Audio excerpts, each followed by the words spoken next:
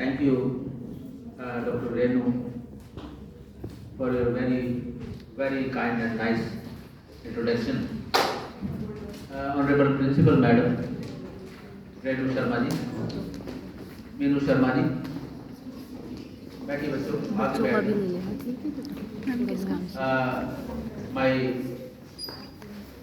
My very dear alumnus, Dr. Renu Balyan, Dr. Pravesh, other faculty on and off the dais, and my dear students.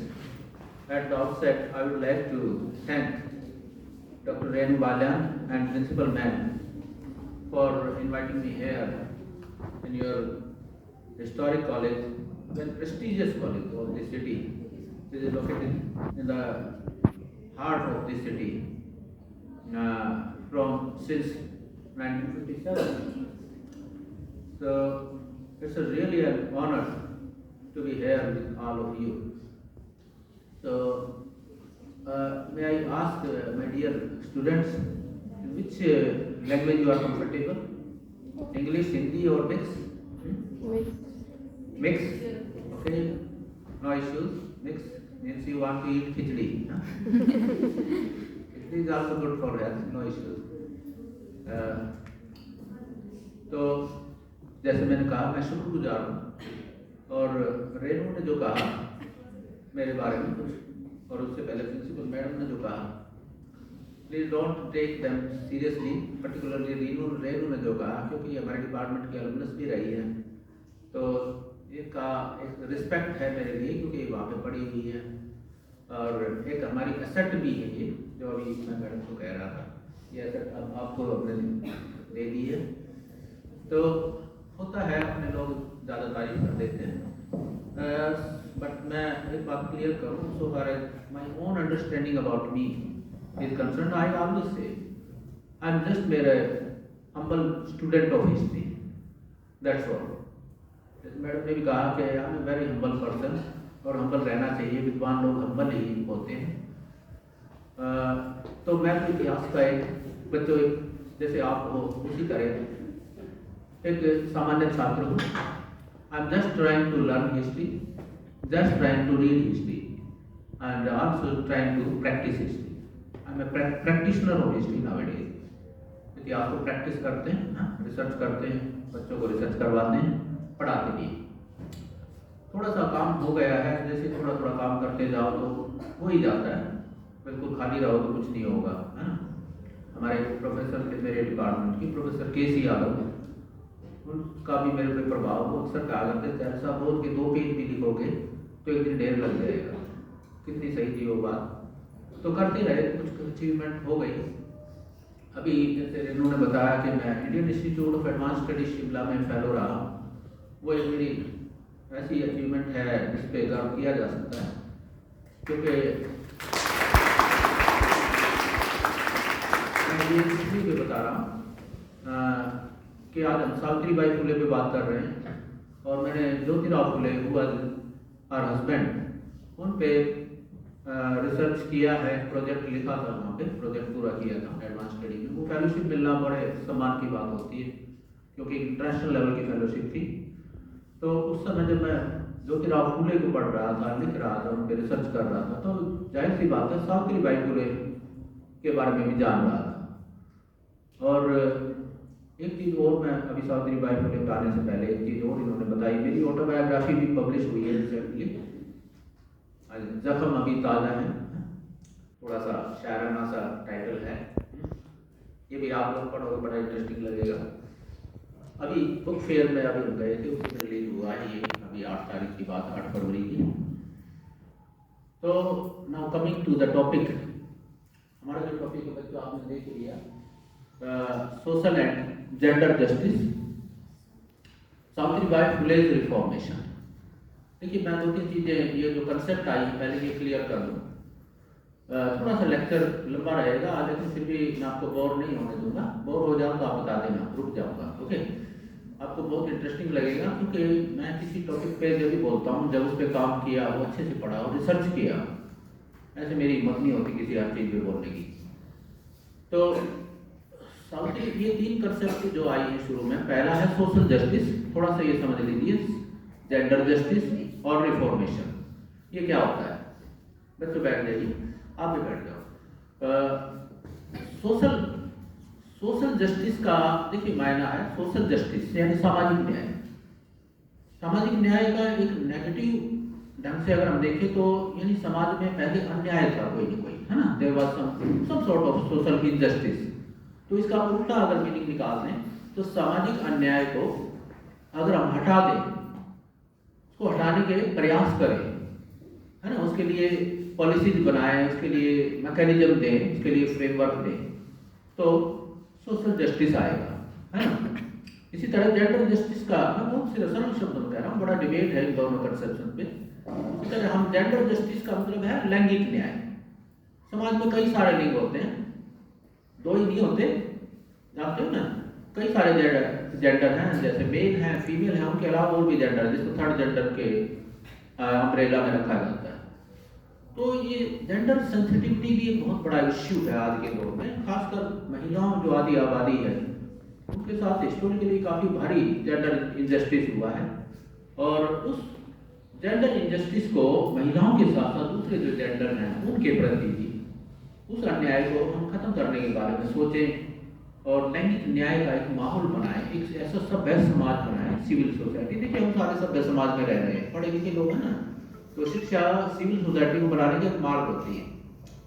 तो इस society में जिसमें हम रह रहे हैं अभी भी जेंडर जस्टिस और सोशल जस्टिस इंश्योर नहीं हुआ है, तो उसके लिए कुछ तरीके दिए जाए, उसके लिए एक अफर्मेटिव एक्शन यानी कि कुछ ऐसा प्रयास किए जाए जिससे विशेष तरीकों से इन वर्गों को हम बराबरी के लेवल पे लाएं। ओके, तो रही बात रिफॉर्मेशन की, देखिए कई सारे समाज सुधार हुए। बच्चों, सावित्रीबाई फुले का नाम आपने सबने सुना होगा, क्यों भाई, किसने सावित्रीबाई फुले का नाम सुना है? जरा आप खड़ा करो, सभी ने सुना है। सावित्रीबाई फुले का नाम तो हमने सब सुना है। मैडम भी बता रही थी, क्या बता रही थी कि she was first teacher of modern India, है ना, first lady teacher of modern India, आधुनिक भारत की पहली महिला शिक्षिका थी वो। ओके, और रिफॉर्मर थी। हम ये 2-3 चीजें ही जानते हैं, कुछ ये भी है कि वो कवि भी थी, है ना, she was also a poet. उन्होंने कुछ पोएटिक कंपाइलेशन भी लिखे हैं, कलेक्शंस हैं उनके पब्लिश हुए, लेकिन उससे ज्यादा हम नहीं जानते। सावित्रीबाई फुले भारत में एक बहुत बड़ी रिफॉर्मेशन मूवमेंट की एक लीडर थी।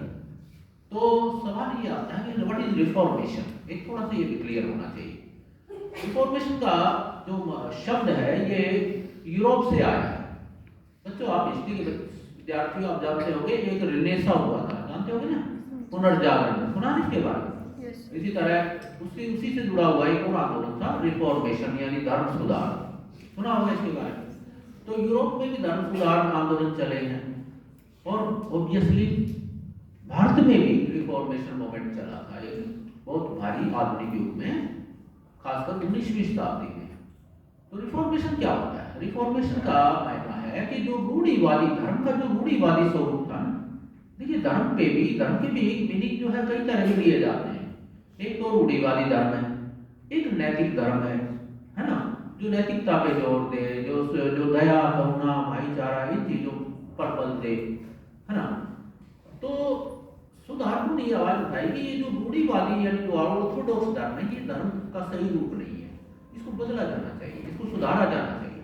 तो धर्म सुधार का मामला यूरोप में भी उठा और वहां पूरा एक प्रोटेस्टेंट मूवमेंट सामने आया। जानते ही हो, प्रोटेस्ट शब्द है, प्रोटेस्ट का मतलब होता है विरोध करना, है ना, उसी से प्रोटेस्टेंट मूवमेंट उभरता, पूरा एक धर्म बन जाता है प्रोटेस्टेंट धर्म, कैथोलिक के खिलाफ। उसी तरह इंडिया में भी प्रोटेस्ट हुआ। ओके, तो ये जो सावित्रीबाई फुले थी और उनके हस्बैंड जो थे महात्मा फुले, ये भी एक प्रकार के प्रोटेस्टेंट लीडर थे इंडियन कंटेक्ट में, हिंदू धर्म के कंटेक्ट में, जिन्होंने प्रोटेस्ट किया रूढ़िवादी धर्म के खिलाफ और एक प्रकार का धर्म सुधार आंदोलन, जो एक प्रकार की क्रांति थी, धार्मिक क्रांति भी कह सकते हो, उसका सूत्रपात किया। तो सावित्रीबाई फुले का जो स्टेचर है वो बहुत बड़ा है, उनका योगदान बहुत बड़ा है। वो सिर्फ टीचर नहीं थी, सिर्फ पहले टीचर नहीं थी या कवि मात्र नहीं थी, वो भारत के रिफॉर्मेशन की अगुआ थी। ओके, ये आपको थोड़ा सा मैं आज के लेक्चर में क्लियर करूंगा कितने भारी योगदान है सावित्रीबाई फुले के।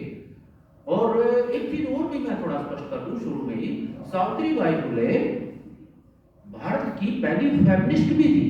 ये शब्द फेमिनिज्म सुना होगा बच्चियों आपने, क्या होता है फेमिनिज्म? यानी महिलावाद, हिंदी में कहेंगे इसको महिलावाद। जब हम नारी के मुद्दों को केंद्र में रख के एक विचार बनाए। ओके, देखिए महिलाएं आधी आबादी है और अब आधी आबादी के बारे में कभी सोचा ही नहीं गया, तो क्यों नहीं सोचे इस आबादी के बारे में? ओके, तो इसको फेमिनिज्म कहा जाता है, जिसमें महिलाओं के मुद्दों को महत्व देते हुए, केंद्र में रखते हुए और उनकी मुक्ति की बात करना और एक सभ्य समाज बनाना। फेमिनिज्म कोई ऐसा विचार नहीं है जो मर्दों के खिलाफ है। इसका उद्देश्य भी, फेमिनिज्म का उद्देश्य भी जेंडर जस्टिस और सोशल जस्टिस कायम करना ही था। ओके, तो उस मोमेंट की अगुवा रही है सावित्रीबाई फुले। तो ये मैं थोड़ा सा ब्रीफ आपको एक प्रीफेस दिया ताकि आप जान सकें कि किस शख्सियत के बारे में हम बात कर रहे हैं। बच्चों आपके लिए एक आदर्श भी है। देखिए आप, क्योंकि सारी गर्ल्स हैं, लड़कियां हैं, और लड़कियों को पढ़ाने के लिए ही उन्होंने सबसे पहला प्रयास किया अपने पति के साथ मिलके। इसीलिए उनके नाम से महाराष्ट्र राज्य सरकार बालिका दिवस भी मनाती है। उनका जो जन्म हुआ, उनका जो जन्म तिथि हुआ 3 जनवरी को बालिका दिवस मनाया जाता है। बालिका दिन बोलते हैं वहाँ की भाषा में, मराठी में। और मैं तो ये कहता हूँ उनके नाम से बालिका दिन ही नहीं, उनके नाम से टीचर्स डे भी मनाया जा सकता है, क्योंकि पहले टीचर भी हैं। उनके नाम से महिला दिवस भी मनाया जा सकता है, क्योंकि वो भारत की पहली महिलावादी, first feminist of modern India, पहली महिलावादी। तो उनके जन्मदिन पर बहुत कुछ किया जा सकता है। उनको सच्ची ट्रिब्यूट तो तब होगी उनके जो योगदान वगैरह सामने। थोड़ा सा मैं उनके लाइफ के बारे में बताता हूँ और उसके बाद उनके कंट्रीब्यूशन की बीच में हम चर्चा करेंगे। सावित्रीबाई फुले का जो जन्म है वो हुआ सतारा जिले में। सतारा जिले का नाम सुना होगा आपने, है ना? सुना ना? महाराष्ट्र में एक जिला है सतारा, और एक और जिला है पूना। पूना तो सुना ही होगा, है ना? पूना का नाम सुना? पहले पूना जो है, पूना को पुणे भी बोलते हैं मराठी भाषा में। पूना के तो थे ज्योतिराव फुले, जो कि हस्बैंड थे, और सावित्रीबाई फुले बगल में एक जिला है सतारा, वो बगल के जिले से आती थी। उसमें गांव है नायगांव, हिंदी में कहेंगे नया गांव, है ना? याद रहेगा तो ज्यादा मुश्किल नहीं है। नाय गांव से वो बिलोंग करते थे। उनके जो पेरेंट्स थे, उनके जो फादर थे वो जो है पाटिल थे गांव के। उनकी माँ जो है एक साधारण गृहिणी थी, लक्ष्मी। कई 2-3 भाई बहन थे, तो उनमें से सावित्रीबाई फुले भी एक थी। ठीक है, पुराने जमाने में, उस जमाने में लड़कियों की को ज्यादा कोई पढ़ाता तो था नहीं, है ना? सावित्रीबाई फुले इंटेलिजेंट तो थी, लेकिन पढ़ाया नहीं गया उनको, और बहुत जल्दी उम्र में शादी कर दी गई, जैसे एक आम परंपरा थी उस जमाने में। समाज का माहौल ही ऐसा है। तो शी वाज मैरिड। 1831 में उनका जन्म हुआ था, 1831 में। 9 साल की आयु की जब वो हुई 1840 में। देखिए कितनी कम उम्र है, 9 साल है। आजकल तो बड़ा आप लोग लकी हो के इस एज में कम से कम बाल विवाह तो नहीं होते। तो सावित्रीबाई फुले की शादी हो गई ज्योतिराव फुले से 1840। वो पुणे में आ गई। पुणे शहर में रहते थे ज्योतिराव फुले के परिवार के लोग। उनका जो परिवार था महात्मा फुले का, वो एक अच्छा ठीक, वैसे तो वो पिछड़ी जाति से आते थे, यानी माली जिसको बोलते हैं ना, उस कास्ट या कम्युनिटी से आते थे। हॉर्टिकल्चरिस्ट थे वो, और फ्लावरिस्ट भी थे, यानी फूलों की एक दुकान थी उनकी शहर में, काफी प्रतिष्ठित दुकान थी। और वो पेशवा होता था। पूरे पेशवाओं के बारे में सुना होगा आपने।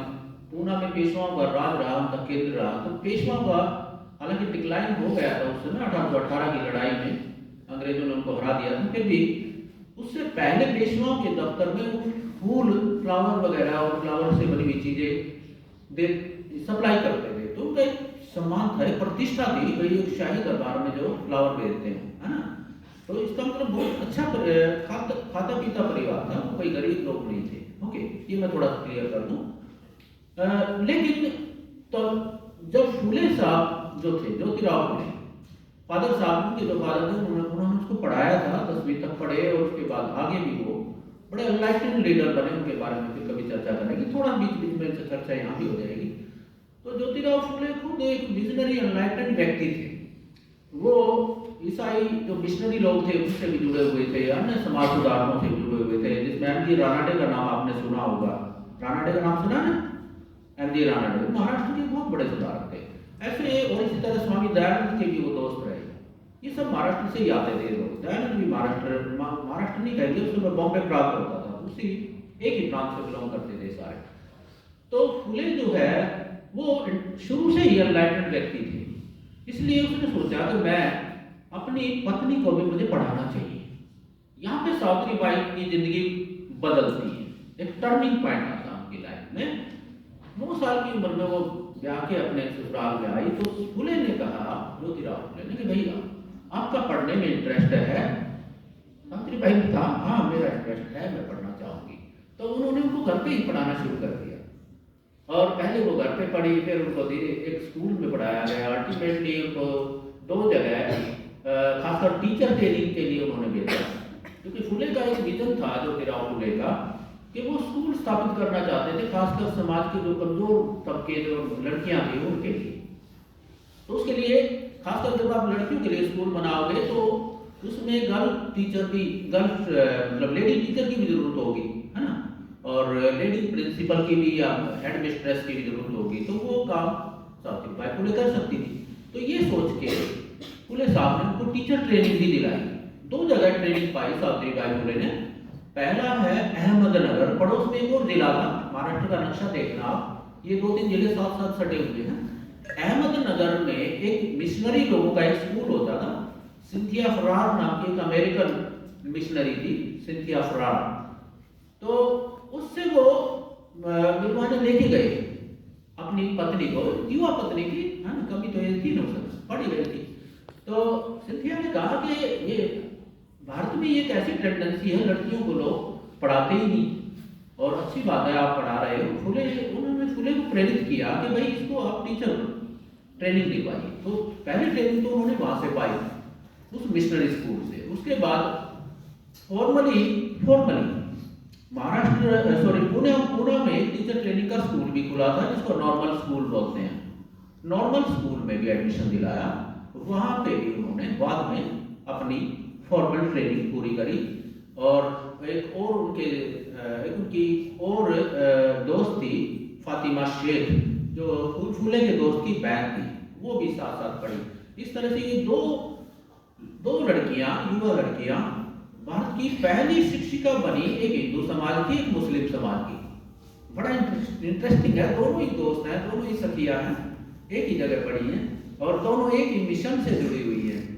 और सावित्रीबाई फुले हिंदू समाज की पहली टीचर बनी, और फातिमा शेख मुस्लिम समाज की, she was the first Muslim lady teacher. तो यहाँ से पढ़ने के बाद अब फुले साहब ने, ज्योतिराव फुले ने, देखिए एक बात मैं शुरू में ही क्लियर कर दूं, सावित्रीबाई फुले एक आदर्श भारतीय नारी की तरह है। जैसे भारत में माहौल है, कल्चर है, वो जब तक फुले साहब जिंदा रहे अपने पति की छाया में रही नॉर्मली, यानी वो जैसे निर्देशित करते रहे वैसे वो काम किया। हालांकि वो खुद बहुत बड़ी मिशनरी दिल की लेडी थी, फुले खुद मिशनरी क्रांतिकारी थी, लेकिन बाद में हमने देखा और बीच में भी देखते हैं कि Savitribai Phule was more revolutionary husband. हम उनके जो इनिशिएटिव देखते हैं वो फुले से भी आगे। मतलब हैरानी होती है कि अगर इस लेडी को अगर खुद फ्लरिश करने का मौका मिलता, और मिला भी है, ऐसी बात नहीं, लेकिन वो खुद ही फुले को आगे रखती थी। लेकिन जब उनको मौके मिले फुले के जाने के बाद, खासकर उस समय उन्होंने अपनी वो टैलेंट दिखाई, बीच में भी दिखाई। तो वो तो उनसे भी क्रांतिकारी थी, कई कदम तो उनके ऐसे हैं। देखिए क्रांतिकारी ही दुनिया को बदलते हैं। हालांकि देखिए पढ़े लिखे लोगों में रूढ़िवादी लोग ज्यादा होते हैं, ये बहुत ही एक इंटरेस्टिंग चीज है। मैं ये कहता हूँ प्रोग्रेसिव लोगों ने दुनिया को बदला है, कंजर्वेटिव लोगों ने कुछ नहीं किया, वो तो स्टेटस को बनाए रखना चाहते हैं। है ना, इस बात पे जरा गौर कीजिए। फुले जैसे, सावित्रीबाई फुले जैसे लोग या बाद में अम्बेडकर साहब जैसे लोग, इन्होंने बहुत कुछ बदल दिया, है ना। तो थोड़ा सा आदमी को क्रांतिकारी नहीं तो प्रोग्रेसिव जरूर होना चाहिए। इन लोगों से ये भी हम सीख सकते हैं। खैर, तो सावित्रीबाई फुले को अब उन्होंने, क्योंकि फुले का विचार था कि वो अपने स्कूल में अपनी वाइफ को वो टीचर बनाएंगे, और उन्होंने पैरा स्कूल खोला 1848 में, 1848। ये मैं डेट वाइज आपको धीरे धीरे आगे बढ़ के बताऊंगा। 1848 एक ऐतिहासिक घटना है। 1848 में ही कम्युनिस्ट मैनिफेस्टो पब्लिश हुआ, कार्ल मार्क्स ने लिखा था। वो एक क्रांतिकारी दस्तावेज है। उस समय मार्क्स जो है कम्युनिस्ट मैनिफेस्टो लिख रहे हैं, और भारत में पहला लड़कियों का स्कूल खोला जा रहा है फुले दंपति द्वारा। इसमें इस स्कूल में खासियत क्या थी इस स्कूल की, जो पूना के सेंटर में एक तरह से, कोई भी वैसे सुन लो या थोड़ा थोड़ा नोट करना चाहता है तो कोई बात। तो पूना के सेंटर में, खासकर उस एरिया में जहाँ पे कभी एक तरह से चित्पावन ब्राह्मणों का जो महाराष्ट्र के रूढ़िवादी ब्राह्मण माने जाते हैं। देखिए, सारे ब्राह्मण रूढ़िवादी नहीं थे, ये बात मैं स्पष्ट कर दूं, लेकिन कुछ लोग, काफी लोग ऐसे थे जो थोड़े से कंजर्वेटिव सोच के थे। उस एरिया में, उस बस्ती में, जिसको विजयवाड़ा कहते हैं, उस बस्ती में उन्होंने स्कूल खोला लड़कियों के लिए। ओके, ये बहुत बड़ी घटना थी, और इसके कारण रूढ़िवादी जो एलिमेंट थे वो नाराज हो गए। सावित्रीबाई फुले को बहुत कुछ झेलना पड़ा। आपने भी पढ़ा होगा, मैडम ने भी बताया होगा आपको, कि सावित्रीबाई फुले जब स्कूल में पढ़ाने जाती थी तो उन पर काफी लोग जो है आपेक्ष करते थे। कई लोग जो है उन पे पत्थर फेंक देते थे, गोबर फेंक देते थे। काफी मुश्किल था उनके लिए देखिए पढ़ाने जाना। लोग कहते थे हमारे धर्म को खराब कर रही है। तो एक ऐसा माहौल था, उस माहौल में क्या जील होगी, क्या भावना होगी। वो पढ़ाने जा रही है फ्री में बच्चियों को। तो हालांकि वो बहुत दबंग लेडी भी थी, सहनशील भी है, लेकिन ऐसा नहीं है कि उन्होंने सिर्फ सहन नहीं किया। एक बार तो उन्होंने एक व्यक्ति उनके सामने आके बदतमीजी करने लगा, उसको उन्होंने थप्पड़ भी जड़ दिया। तो ऐसा भी है सावित्रीबाई फुले का स्टेज। उसके बाद ज्योतिराव फुले ने उनके प्रोटेक्शन के लिए एक आदमी की नियुक्ति भी करी, वो जो साथ साथ जाते थे। तो खैर, इस स्कूल में उन्होंने पढ़ाई की। पहले हेड मिस्ट्रेस भी बनी, बाद में उन्होंने एक सोसाइटी भी बनाई, रजिस्टर्ड बाद में हुई, बना तो पहले ही थी स्कूल की स्थापना के साथ, जिसका नाम था society for the promotion of education of Mahar मांस एंड चमास, यानी जो समाज के जो दलित वर्ग हैं उनमें शिक्षा को बढ़ावा देने के लिए एक सोसाइटी बनाई। ये बहुत बड़ा काम है। इस वर्ग के लिए कौन सोचता था? उस वर्ग के लिए उन्होंने 1850 में इसका रजिस्ट्रेशन होता है, लेकिन 1850 तक आते आते, यानी ये 3 साल, इन 3-4 सालों में उन्होंने 18 स्कूल खोल दिए थे। बच्चों जरा गौर करो, 3-4 साल में पहले 3 स्कूल खोले। एक पर्टिकुलरली दलित लड़कियों के लिए था, एक सामान्य लड़कियों के लिए था, लड़कों के लिए था, मजदूरों के लिए स्कूल था, किसानों के लिए स्कूल था, नाइट स्कूल था, मतलब रात्रि स्कूल, इसमें मजदूर लोग आके पढ़ सकते थे। देखिए क्या जील था, क्या मिशन था। किसान के लिए, मजदूर के लिए, दलित के लिए, महिलाओं के, लड़कियों के लिए, सबके लिए स्कूल खोले जा रहे हैं। 18 स्कूल उन्होंने शुरू में खोले थे। ज्यादातर किताबों में मिलता है, क्योंकि मैंने इसमें जितनी भी किताबें लिखी गई सारी पढ़ी हैं, ज्यादातर किताबों में मिलता है 18 स्कूल खुले कपल में। लेकिन मैं जब खुद ये मोनोग्राफ पे काम कर रहा था, जब मैंने रिसर्च किया तो मैंने पाया 18 नहीं, उन्होंने तो सैकड़ों स्कूल खोले। मतलब आप हैरान हो जाओगे, जिंदगी भर वो तो स्कूल ही खोलते रहे। और जब अकाल पड़ा हुआ है उस समय भी स्कूल खोल रहे हैं। देखिए 1877 में महाराष्ट्र में बड़ा भयंकर अकाल पड़ा था, उसमें उन्होंने, बड़ी इंटरेस्टिंग बात है, उस अकाल के दौरान उन्होंने क्या बाल आश्रम स्थापित किए। ये मैं बात स्कूलों की बात नहीं, अभी इकट्ठी पूरी कर दूं। बाल आश्रम क्या थे? अकाल में बहुत सारे लोग मर जाते थे, जो बच्चे अनाथ हो जाते थे, उन बच्चों को वो लेके आते थे कहीं कहीं से, और उन आश्रमों में रखते, और उसमें फ्री में खाना देते और पढ़ाते भी। ये बाल आश्रम तो सैकड़ों की संख्या में बनाए हैं। आप कैसे कह सकते हो 18 स्कूल है? तो मैंने तो ये पाया कि लगभग 200 से ऊपर स्कूल उन्होंने बाल आश्रम मिला के बनाए हैं। और आज जो सरकार गरीब बच्चों को मिड डे मील दे रही है ना, मिड डे मील, यानी बच्चों को, गरीब बच्चों को दिन में खाना दिया जाता। ये कंसेप्ट फुले ने उस जमाने में दिया, फुले और सावित्रीबाई फुले ने। तो शिक्षा उनका एक मिशन रहा जिंदगी का, लेकिन बच्चों को नहीं होता, शिक्षा ही नहीं है। तो जरा मैं वो कंट्रीब्यूशन के बारे में बताता हूँ। 1863 में 18 उससे पहले एक बात कर दूं, सरकार ने उनके स्कूलों का निरीक्षण किया, जैसे होता है कि इंस्पेक्शन होता है स्कूलों का, और सरकार के जो इंस्पेक्टर आए, जो अंग्रेज अधिकारी थे, उन्होंने ये पाया कि जो सरकारी स्कूलों से भी बेहतर शिक्षा दी जा रही है। ये बकायदा उन्होंने अपने सर्टिफिकेट में लिखा कि इतना बढ़िया तरीका है का पढ़ाने का, जिसमें बच्चे खूब जुड़ रहे हैं, सैकड़ों की संख्या में। शुरू में तो 8-9 बच्चे आई थी, बाद में सैकड़ों की संख्या में इतनी भीड़ रहने लगी उनके स्कूलों में।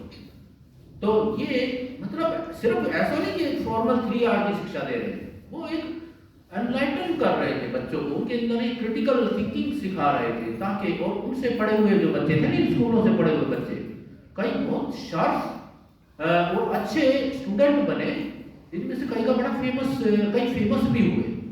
मैं उनके बारे में अभी ज़्यादा नहीं बता पाऊंगा, लेकिन ये मैं बता रहा हूँ किस तरह की शिक्षा दे रहे थे, बिल्कुल आधुनिक और एनलाइटन बनाने की शिक्षा थी।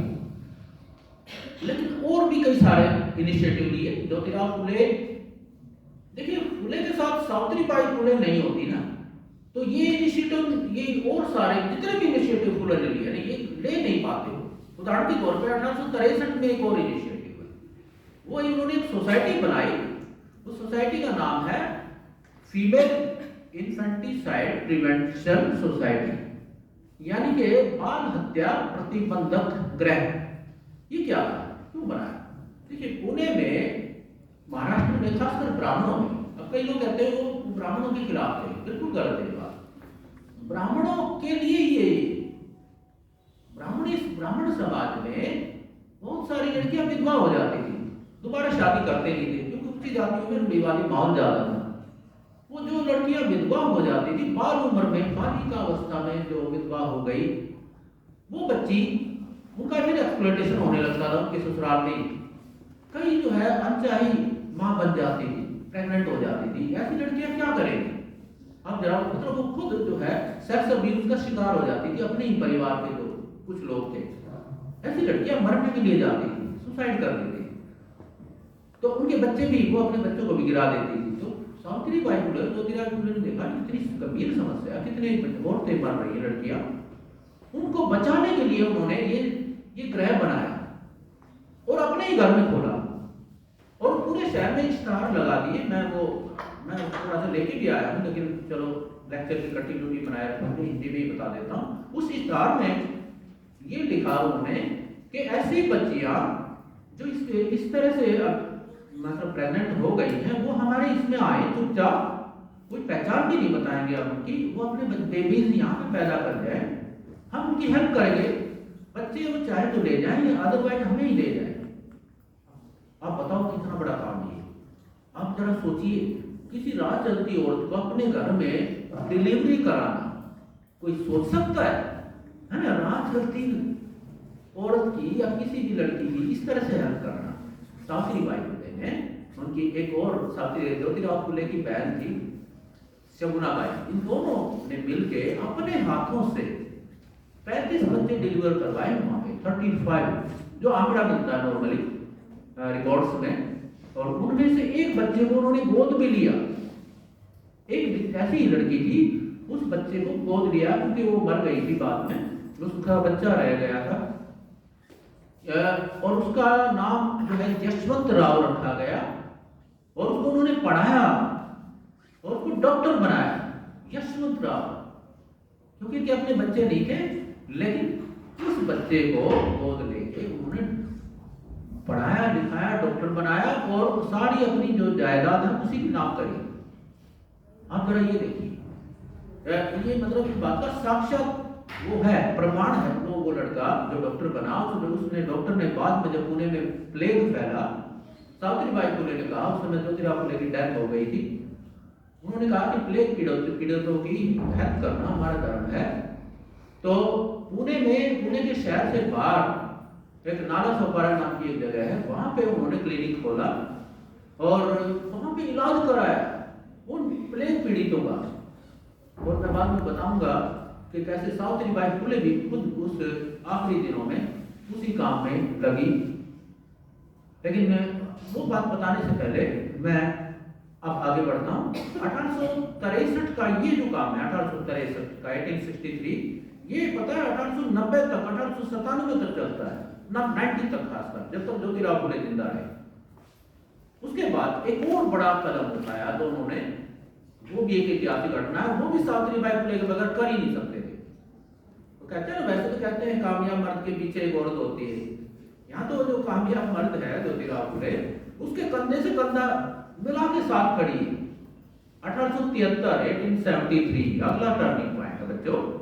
ये क्या है? 1873 में एक उन्होंने संगठन बनाया, एक संगठन बनाया ताकि अपने समाज सुधार के जितने भी काम उनको एक ऑर्गेनाइज्ड रूप दिया जाए। काम तो देखिए, काम तो कर रहे हैं वो 1848 से।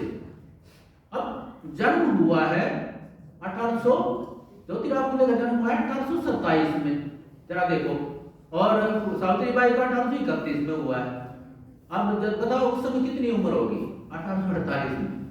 ज्योतिराव फुले की 19 के आसपास उम्र है, सावित्रीबाई फुले की तो उससे भी कम है।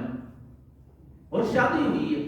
विवाह होने के बाद आजकल हम क्या सपना देखते हैं, है ना? क्या सपना होता है कि चलो हनीमून पे जाते हैं, है ना, मौज मस्ती करते हैं, घूमते हैं। इन लोगों ने क्या सपना देखा? ना कोई वाइफ जोड़ा स्कूल बना रहा है, इनका ये सपना है। तो उसके बाद लगातार जिंदगी भर यही मिशन रहता है।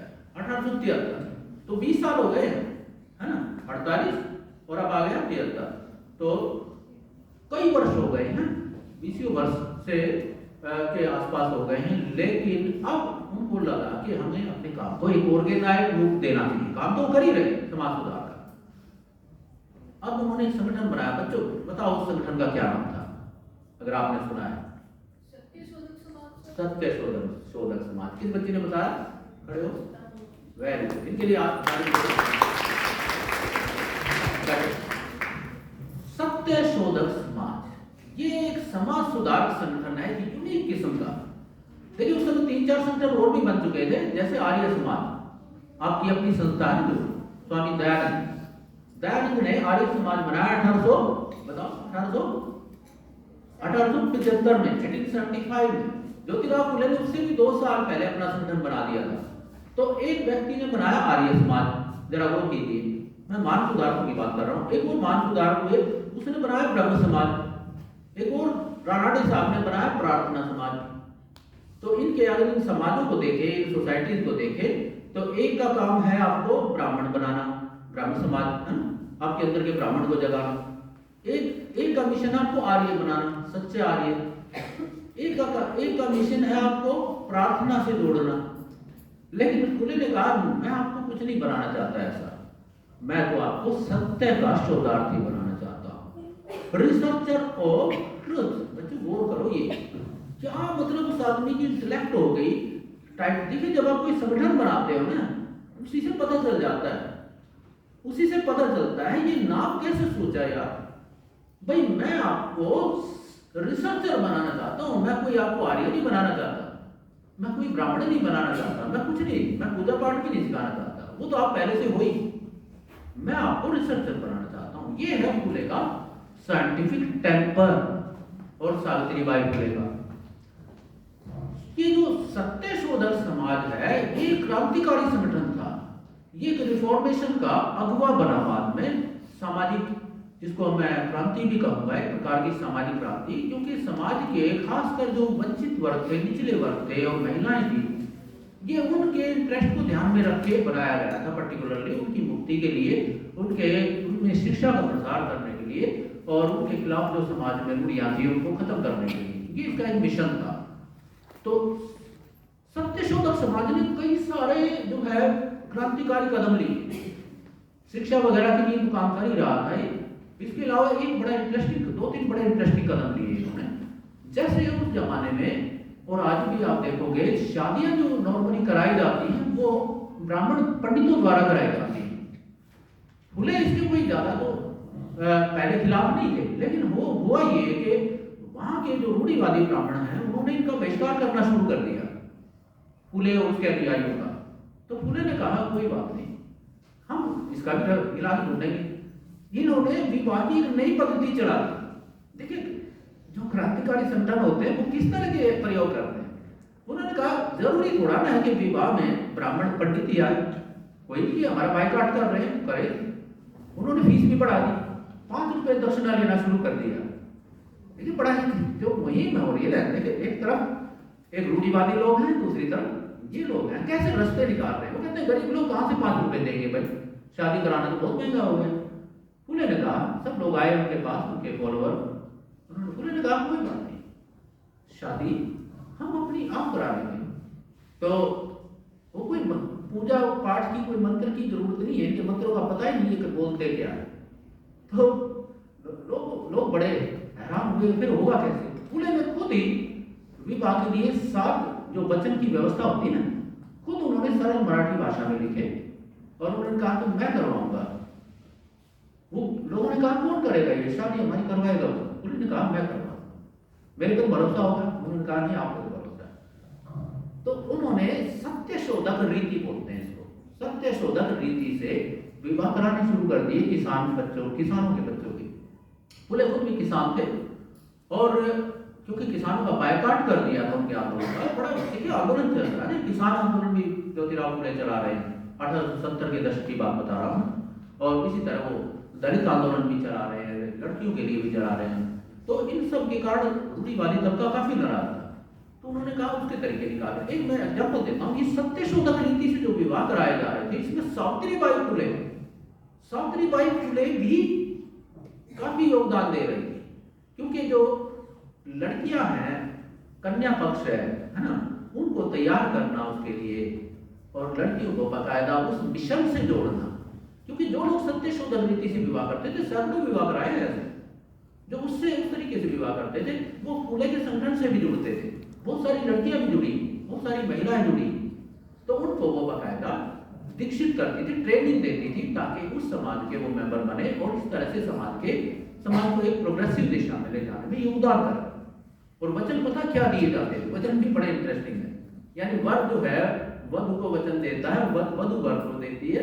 क्या है कि हम एक दूसरे के प्रति लॉयल रहेंगे, सच्चे रहेंगे, है ना, जिंदगी भर एक दूसरे के प्रति वफादार रहेंगे। इसके अलावा हम गरीब बच्चों को पढ़ाएंगे, हम समाज के वंचित लोगों के उत्थान के लिए काम करेंगे।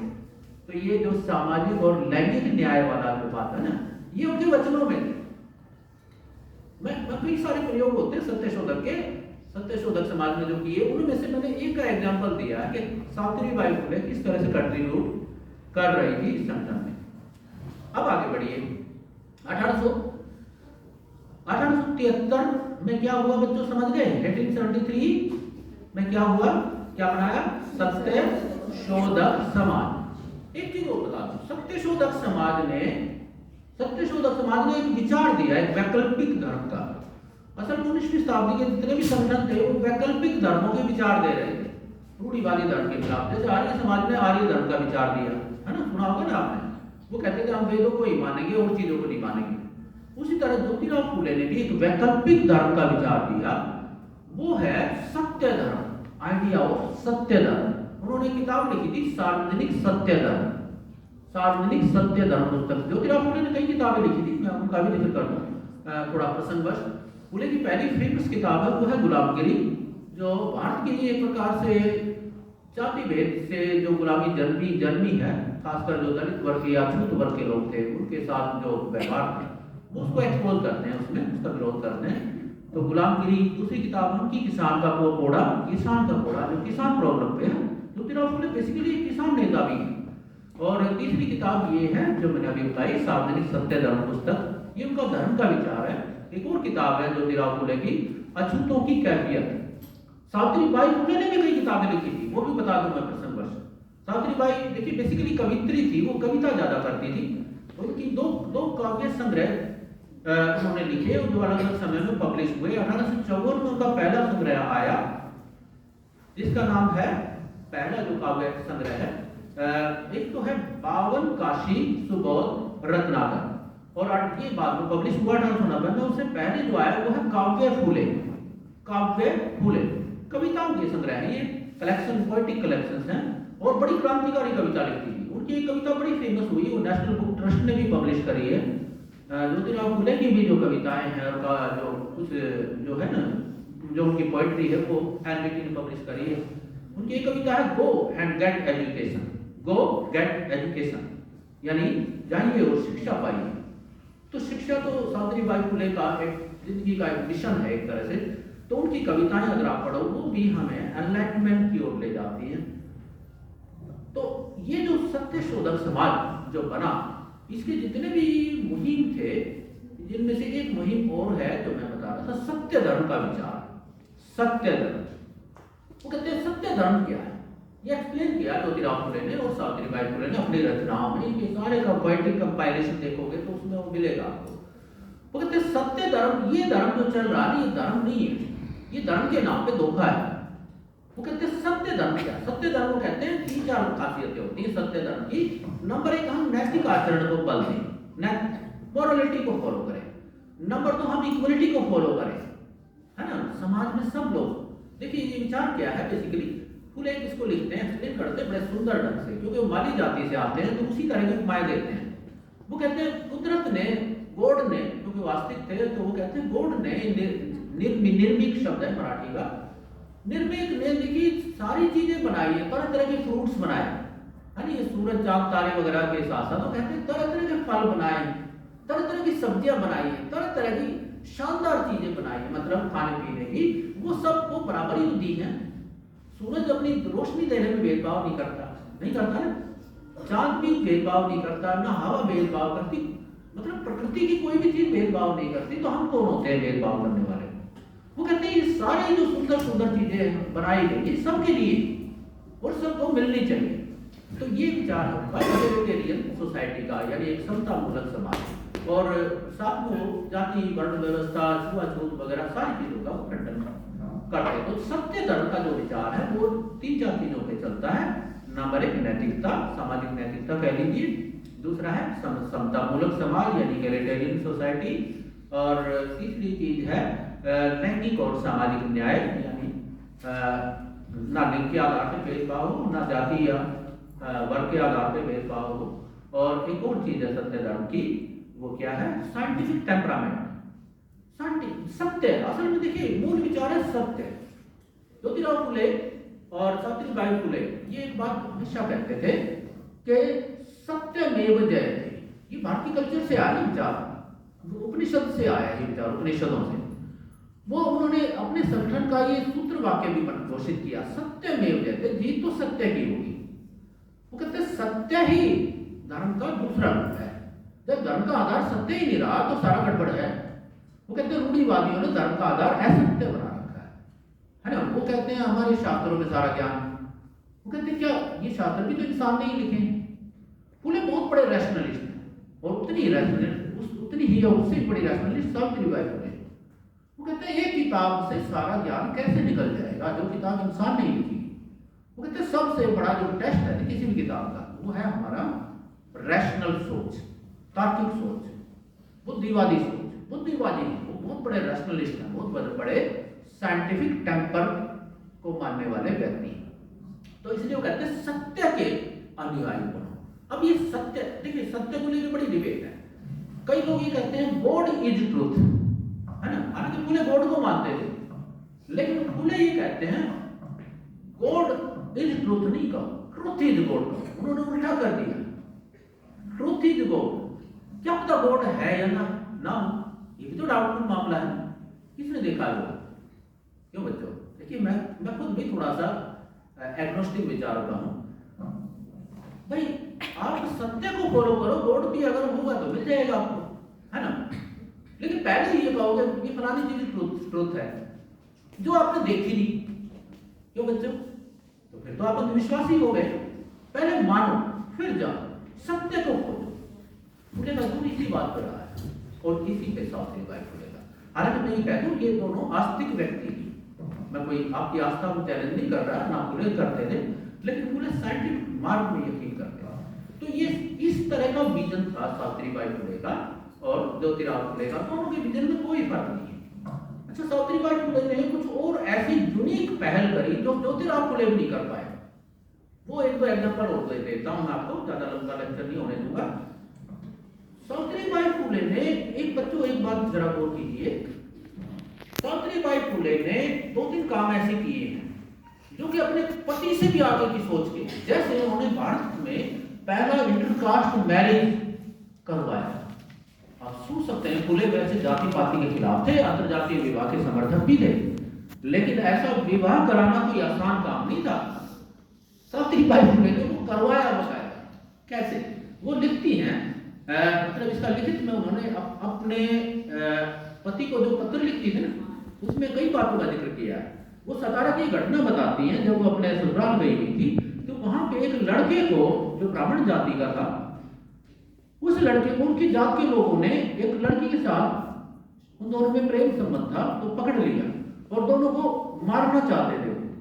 जैसे आप यहाँ हरियाणा में भी हो जाता है ना, क्या बोलते हैं, ऑनर किलिंग। ऑनर किलिंग देखिए हमारे देश का कलंक है, अभी भी होता है, और प्रेमियों को ऐसे मार दिया जाता है। तो उनको पकड़ लिया और सावित्रीबाई फुले वहां पे, उनको पता चला कि भाई ये बच्चों को मार देंगे, वहां पे वो चली गई। उसने खुद अपने पत्र में इस बात का जिक्र किया है। वो उस पंचायत में चली गई, वो सोकाल की पंचायत हो रही थी, और लोगों को कहा ये कर क्या रहे हो तुम?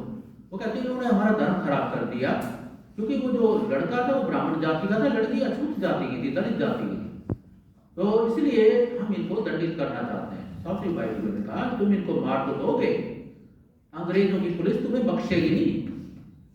उनको थोड़ा समझ में आ गई ये बात, भाई अब सारे जेल में तो कोई नहीं जाना चाहेगा ना, तो थोड़ा ठंडे दिमाग से फिर वो समझाया तो समझ में आ गया। फिर उन्होंने कहा इनका हम करें क्या, इन लोगों का? तो सावित्रीबाई फुले ने कहा इनको हम मुझे दे दो, इन बच्चों को मुझे दे दो, मैं इस शहर में नहीं इनको रहने दूंगी, उसके बाद से मैं कुछ भी करूँ। सावित्रीबाई फुले ने उन दोनों बच्चों को ट्रेन में बिठाया सतारा से और पूना भेज दिया। सत्यशोधक समाज बन चुका था तब तक।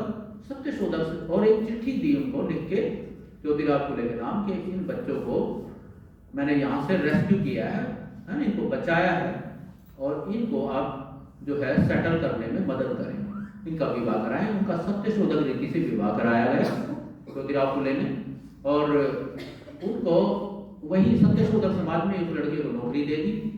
और इस तरह से वो पूना, देखिए बड़ा शहर था उस समय, अंग्रेजों का पहला एक तरह से कैपिटल भी बनता वो, लेकिन पूना में प्लेग फैल गया था, और कई बार प्लेग फैला, इसलिए फिर बॉम्बे शिफ्ट हो गया। आप जानते हैं भारतीय राष्ट्रीय कांग्रेस भी पूना में ही बनने वाली थी, लेकिन बाद में इसको भी बॉम्बे में बनाया गया। तो पूना में ही, क्योंकि जो पेशवाओं का केंद्र था, अंग्रेजों ने शुरुआत वहीं से करी थी, तो वो एक मॉडर्न शहर था, उसमें उतना खतरा नहीं था, और ये कपल वहाँ पे मिक्स हो गया, उस सोसाइटी में इंटरमिंगल हो गया। पहली इंटरकास्ट मैरिज, आप सोच सकते हो, ज्योतिराव फुले की पत्नी ने काम किया था। एक और उसका मैं पहल बता देता हूँ, सावित्रीबाई फुले ने जो किया, लोग जानते ही नहीं इन चीजों के बारे में, लोग कहते हैं पहली टीचर थी। अब देखिए उसकी काम अपने जमाने से कितनी आगे गई। आज भी कोई इंटरकास्ट मैरिज करने के बारे में, स्पॉन्सर करने के बारे में सोचता नहीं है। एक और काम, सावित्रीबाई फुले ने 1877 में अकाल पड़ा हुआ था, 77-78 की बात है ये, और वो अपने ही शहर में उस समय आई हुई है, वही सतारा की बात है ये भी, क्योंकि पत्रों में वो लिखती है, ज्यादा तो एविडेंस नहीं मिलता, लेकिन ये पत्रों से कुछ जानकारी मिल जाती है। आर्काइव में भी ज्यादा नहीं मिलता अभिलेखागार में, क्योंकि इनके बारे में रिकॉर्ड नहीं किया गया बहुत ज्यादा। वो बताती है अकाल इतना भयंकर पड़ा हुआ है, पति को लिखती है, बड़ा एक पीड़ा है हृदय में। वो कहती है पशु मर रहे हैं, लोग मर रहे हैं, पशुओं की हड्डियां बिखरी हुई हैं खेतों में, और साहूकारों ने क्या किया, अनाज जमा कर लिया। तो किसान जो है वो, किसान आक्रोशित हो उठे, किसानों ने साहूकारों को पकड़ के, उनको साहूकारों पे अटैक करके उनका अनाज लूट लिया। तो पुलिस आ गई, वो पूरे वाकया के बारे में बताती है। पुलिस आ गई, एसपी, और उनको किसानों को गिरफ्तार कर लिया गया। सावित्रीबाई फुले वहां पे इंटरवीन करती है जाके, वो कहती है इन लोगों को जिनको आपने अरेस्ट किया है, ये बेकसूर लोग हैं, ये भूखे लोग हैं, भूखा व्यक्ति क्या करेगा, इन्हीं का अनाज है और इन्होंने साहूकारों ने हड़प रखा है। तो सावित्रीबाई फुले ने जो जबरदस्त एसपी के सामने, जो पुलिस अधिकारी थे उसके सामने प्लीड किया सतारा में, तो उन लोगों को छोड़ा गया। वो कहती है मैंने उन बेचारों को, उन गरीब किसानों को वहाँ से बचाया और उसके बाद उनके लिए सरकार ने भी कुछ प्रबंध किया कि भाई, क्योंकि अकाल से पीड़ित लोग थे। और वो लिखती है कि भाई अब इससे ज़्यादा लिखा नहीं जाता। और इमोशनल, मैं खुद भी इमोशनल हो जाता हूँ इनके पत्रों को जब हम पढ़ते हैं, क्योंकि मैंने ओरिजिनल राइटिंग पढ़ी है दोनों की, थोड़ा सा मराठी भी सीखने की कोशिश करी। जब आप किसी चीज़ पर रिसर्च करते हो तो आप इन्वॉल्व हो जाते हो। और वो लिखती है मेरे से और नहीं लिखा जाता, काफ़ी पीड़ा है मेरे हिस्से में। और मैं सौभाग्यशाली हूँ कि मैं आप जैसा व्यक्ति मेरा हस्बैंड हुआ, जीवन साथी हुआ। मैं आपके मिशन को ही आगे बढ़ाने के प्रयास कर रही हूँ। और ये कह के अपना पत्र खत्म करती है। इसी तरह एक और पत्र का जिक्र करूँ मैं, एक और सावित्रीबाई फुले का काम। वो अपने परिवार का एक वाकया बताती हैं। देखिए उनके परिवार में भी रूढ़िवादी माहौल है। बच्चों गौर करो, मैं समझा पूरी करने वाले हैं बात। उनके परिवार में क्या हुआ, एक पत्र में वो जिक्र करती हैं जिसमें पति पत्नी का गहरा प्यार भी दिखता है। देखिए प्यार करो ना तो फुले और सावित्रीबाई फुले की तरह करो। मतलब इस मामले में भी देखिए अभी कल आपने वैलेंटाइन डे मनाया होगा, कई लोग मनाते हैं। मैं कहता हूँ वैलेंटाइन डे के लिए भी इससे बढ़िया उदाहरण नहीं है। इतना गहरा प्रेम सावित्रीबाई फुले के बच्चों की तरह गौर करो, उसके भाई को रूढ़िवादियों ने बहका दिया कि भाई तेरा, रूढ़िवादी जो ब्राह्मण थे खासकर कुछ, उन्होंने बहका दिया कि भाई आपका जो जीजा है वो तो बड़े उल्टे काम करता है, वो तो धर्म विरोधी काम करता है। और सावित्रीबाई फुले को उसने लड़के ने कहा, भाई ने, कि भाई हमारे जीजा तो बहुत गलत काम करते हैं। तो सावित्रीबाई फुले ने कहा कि उसको लताड़ा, उसको समझाया, अरे पागल, वो तो गॉडली फिगर है, वो इतने पीड़ितों के लिए काम करते हैं, हमारे लोगों के लिए काम करते हैं, लड़कियों के लिए काम करते हैं। तुम क्या समझते हो उसको? तुम्हारे दिमाग को भर दिया उन लोगों ने। और इस तरह से वो आर्ग्यू करके बड़ा पैशनेट ढंग से आर्ग्यू करती है। उसकी माँ कहती है सावित्रीबाई फुले की कि हम आपको पाके धन्य हो गए, आप जैसी कन्या है ना मुझे मिली और उन जैसा दामाद मिला, तो मैं तो अपना जीवन धन्य मानती हूँ। और लड़का भी जो है, वो जो भाई है, वो भी माफी मांगता है। तो देखिए कितना कैसा माहौल है परिवार में, भाई में। उस पत्र में लिखती है, अगेन वही उनका प्रेम छलकता है उसमें, कि वो कहती है कि मैं तो जो है जिंदगी भर हमेशा और सातों जन्म में चाहूंगी कि आपके साथ ही मैं जुड़ी रहूं, इसी मिशन से के लिए मैं काम करती रहूं। और मुझे सचमुच एक गॉडली फिगर मिला है ये हस्बैंड। तो दोनों में देखिए बच्चे नहीं हुए, है ना, इनके बच्चे नहीं है। मर्द को कौन ऐसा होता है, नॉर्मली लोग दूसरी शादी कर लेते हैं जब बच्चे ना। लेकिन फुले ने अपने, जब उसके फादर ने एक बार जिक्र किया कि भाई दूसरी शादी कर लो, आपके बच्चे नहीं हो रहे, तो वो अपने फादर को, उनके फादर ने उसको घर से भी निकाल दिया था। आपने ये किस्सा भी मैं शायद बताना रह गया था। तो ये जब उन्होंने स्कूल खोला था और जब उन्होंने कहा कि दूसरी शादी, तो उन्होंने बिल्कुल एक खरा जवाब दिया था, एक तरह से कड़वा जवाब दिया अपने फादर को कि भाई इस तरह से मान लीजिए सिचुएशन उल्टी होती तो क्या सावित्रीबाई फुले का दूसरा विवाह करा देते आप। तो जिंदगी भर लॉयल्टी है दोनों में, और बहुत गहरा एसोसिएशन है। मतलब ये है कि प्रेम और उस मिशनरी जीन, यानी वो दोनों ही चीजें, दोनों में एक यूनिक मतलब कॉमन फीलिंग शेयर करते हैं वो आपस में। बस अब लास्ट की मैं घटना और बता दूं, सावित्रीबाई फुले का जीवन जो है कैसे अंतिम पड़ाव हुआ। सावित्रीबाई फुले के हस्बैंड की जो डेथ है ज्योतिराव फुले की 1890 में हुई, 1890 में। 1890 तक ये आखिरी काम उनका, बहुत बड़ा काम है, लेकिन ये 1890 तक तो ज्योतिराव फुले लीड करते रहे। इतना बड़ा संगठन है, इतने सारे चैलेंजेस हैं, समाज में विरोध भी बहुत भारी है, लेकिन और लोगों फाइनेंशियल रिसोर्सेज की कमी है, बहुत सारी दिक्कतें हैं। सावित्री जैसे ही ज्योतिराव फुले की डेथ हुई तो अब समस्या ये आई कि लीड कौन करे। तो सब लोगों ने, जो भी संगठन के लोग थे, उन्होंने कहा कि यूनानिमस प्रस्ताव पास किया कि सावित्रीबाई फुले से बेहतर कोई और नहीं हो सकता। तब उनके हाथ में ये लीडरशिप आई। अब क्योंकि पति है नहीं, तो अब उनको, हालांकि उन्होंने उससे पहले भी कई सारे अपने इनिशिएटिव, ओरिजिनल इनिशिएटिव ले चुकी थी वो, लेकिन अब उन्होंने जो है अपने मतलब उनका कंट्रीब्यूशन दिखाई देता है एज ए रिफॉर्मर और एज ए सोशल वर्कर। 1890 से लेकर 1897 तक वो जिंदा रही, 7 साल वो जिंदा रही। इन 7 सालों में उन्होंने सत्यशोधक समाज को नंबर 1 तो उन चैलेंज से बचाए रखा, उसको जिंदा रखा। ये कोई आसान काम नहीं है। देखिए जो दूसरे संगठन थे जैसे आर्य समाज था या ब्रह्म समाज, इनको समाज के अमीर लोग फाइनेंशियल सहायता देते थे, राज रजवाड़े भी देते थे, लेकिन इनको तो कोई भी मदद नहीं देता था, सरकार भी नहीं देती थी, कहीं से भी मदद नहीं मिलती थी। इनके स्कूलों को थोड़े दिन सरकार से मदद मिली, लेकिन बाद में बंद हो गई, इसलिए इनके कई स्कूल बंद भी हुए। तो उस सिचुएशन में भी वो जो फाइनेंशियल और जो कंस्ट्रेंट थी और जो समाज में जो चैलेंज था रूढ़िवादियों का, उसको झेलते हुए संगठन को उन्होंने जिंदा रखा, संगठन को सक्सेसफुली चलाया, उसकी तमाम गतिविधियां आगे बढ़ी, रुकी नहीं, रुकने नहीं दिया। एक तो ये, हालांकि 1897 के बाद 97 के बाद जब सावित्रीबाई फुले भी चली गई, उसके बाद इस संगठन पे संकट आया। बाद में ये थोड़ा सा डिक्लाइन हुआ, लेकिन उसके बाद में जाके कुछ राजाओं ने, जैसे एक राजा थे शायद कोल्हापुर के, उन्होंने थोड़ी सी मदद करी, तब एक बार फिर रिवाइव हुआ।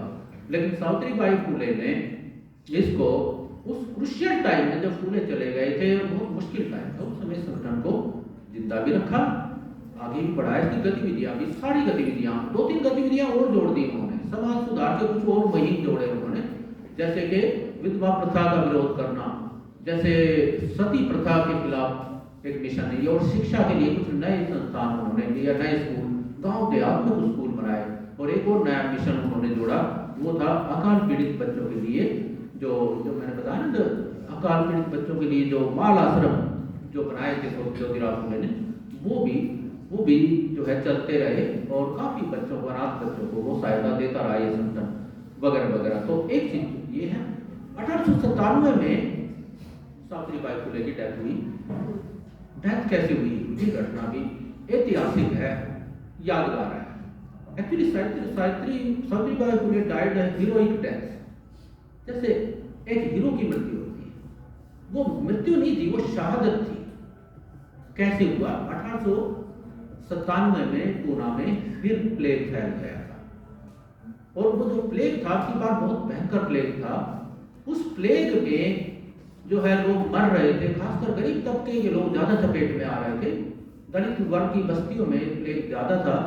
तो इन्होंने अपने लड़के को, जो मैं अभी में बता रहा था, यशवंत राव को कहा कि इसमें हम एक क्लिनिक खोलते हैं। तो वो जो जगह थी नाला 112, वो एक प्रकार से दलित बस्ती, वो उस शहर से थोड़ा सा बाहर जाके वहां पे उन्होंने खोला, और जो भी प्लेग पीड़ित थे उनको लेके लाने में लकड़ी का, जैसे उस समय गाड़ी होती थी, बैलगाड़ी कह लीजिए, आपसे खींचते थे उस समय, आजकल की तरह तो पार्ट को व्हीकल होते नहीं थे।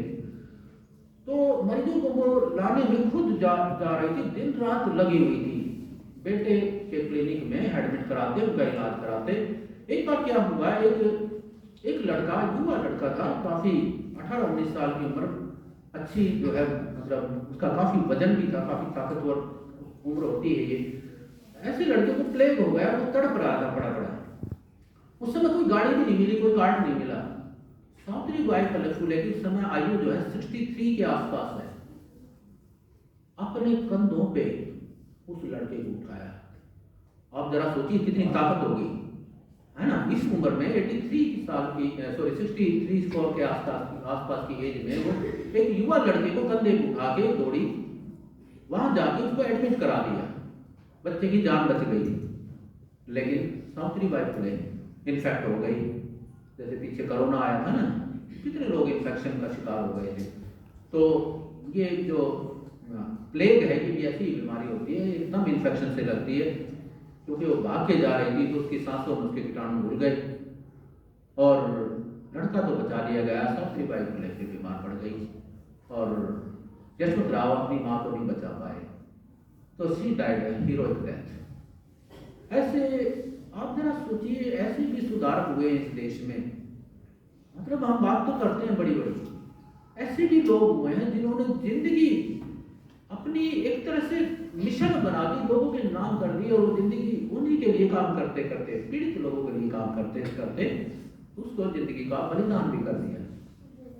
तो जैसे मैंने बताया, अपने हाथ से बच्चों को जन्म दे रही है, अपने हाथ से डिलीवरी करा रही है, अपने हाथ से जो है गरीब बच्चियों को पढ़ा रही है, दलित बच्चियों जिनके साथ इनको कुछ छूना भी नहीं चाहता था, उन बच्चों को साफ सफाई कर रही है, साफ सफाई से रहना सिखा रही है।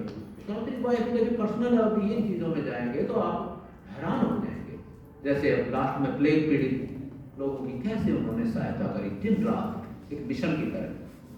तो ऐसी महिला को जो भारतीय रिफॉर्मेशन की के जो पिता थे ज्योतिराव फुले, तो सावित्रीबाई फुले उसकी माता हैं और उनके और भी सारे कंट्रीब्यूशन हैं। जैसे उनका जो लिटरेचर है उसको पढ़ोगे तो फेमिनिज्म की एक झील मिलेगी उसमें, महिलावादी जो विचार हैं। हालांकि कई लोग पंडिता रमाबाई को भारत की पहली महिलावादी कहते हैं। पंडिता रमाबाई का भी नाम सुना होगा आपने, महाराष्ट्र की ब्राह्मण समाज से आने वाली काफी रेडिकल विचारों की औरत थी, जिसने रूढ़िवाद का बड़ा भारी विरोध किया था। लेकिन रमाबाई से सीनियर तो सावित्रीबाई फुले थी। लोग रमाबाई को श्रेय देते हैं, लेकिन उससे पहले हमें सावित्रीबाई फुले को देखना चाहिए। और रमाबाई से भी क्रांतिकारी, क्योंकि रमाबाई ये तो कहती है कि भारत के जितने भी ये शास्त्र और धार्मिक किताबें हैं, ये सारे पता नहीं सब महिलाओं से क्या कह रहे हैं। ये तो उन्होंने बहुत फ्रैंकली लिखा है रमाबाई ने। रमाबाई बाद की ईसाई भी हो गई थी, तो इसके खिलाफ बहुत मतलब उन्होंने फर्म स्टैंड लिया है कि भारत के जो रूढ़िवादी धर्म है और ये जो शास्त्र हैं, सब शास्त्रों में कहीं भी हमें महिलाओं के फेवर में कोई ज्यादा बातें नहीं मिलती और इसलिए इनको रिजेक्ट कर देना चाहिए। फुले भी यही कहते थे। लेकिन एक मामले में वो कंप्रोमाइज करती दिखाई देती है, जहां पे सावित्रीबाई फुले नहीं करती, वो है वर्ण व्यवस्था।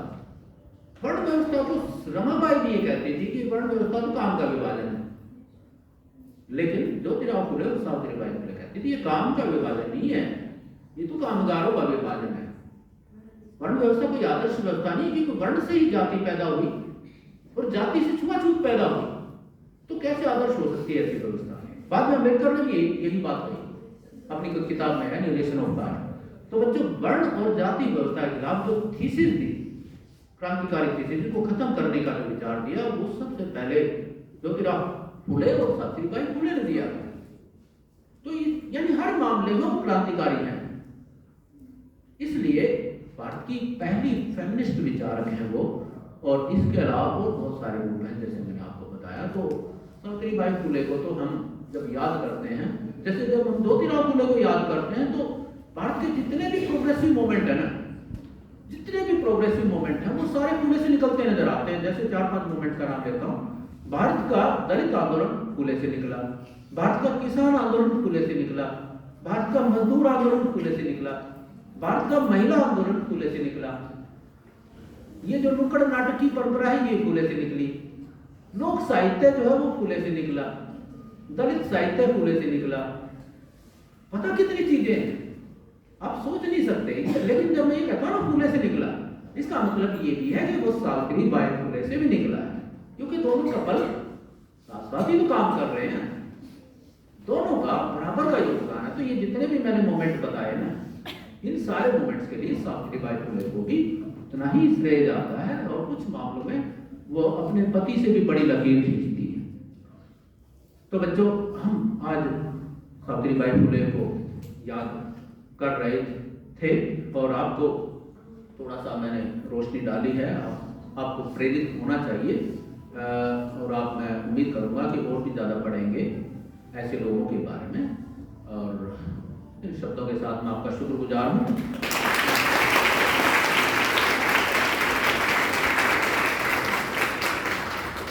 कोई और आपका कोई सवाल है तो हम सवाल ले लेंगे। थैंक यू आप सब।